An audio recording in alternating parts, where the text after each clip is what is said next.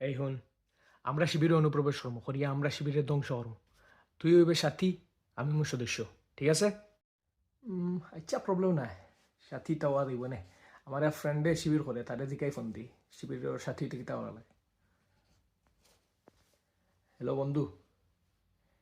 না তো আসি বলা না, তা জিনিস জিকাই তামারে ফোন দিছি বন্ধু।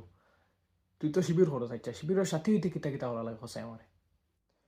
ও, সাথী হইতে নি বন্ধু, সাথী হইতে তো বেশি কিছু করা লাগে না। সাথী হইতে হইলে প্রথমে তোমার কোরআন শরীফ শুদ্ধ করে পড়া শিকা লাগবো। এর বাদে তুমি মনে করো আটফারা কোরআন শরীফ অর্থসহ পড়া লাগবো। আর তোমার অলমোস্ট 30টা হাদিস মুখস্থ করা লাগবো। 30টা কোরআনের আয়াত মুখস্থ করা লাগবো 15টা বিষয়ের উপরে। এর বাদে 60টা কি 70টার মতো বই তোমার পড়া লাগবো, এবার A to Z।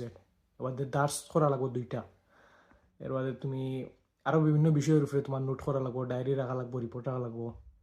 তো ইজি আছে, ট্রাই করে দেখতে পারো বন্ধু। অতটাও করা লাগে নি শিবিরের সাথে হইতে, অত বই পড়া লাগে। ইয়া, আচ্ছা ঠিক আছে বন্ধু, মাতিব নি বাদে। না রে ভাই, পারলাম না। আজ 4 বছর থেকে এক ক্লাসও পড়ি দিয়েছি। আর তুমি কইরা নি আমি শিবিরের সাথে হইতাম, আর তাও বই পড়িতাম আর ইয়ে করতাম। নিজের ক্লাসের বই পড়িও শেষ করতাম আর আমি।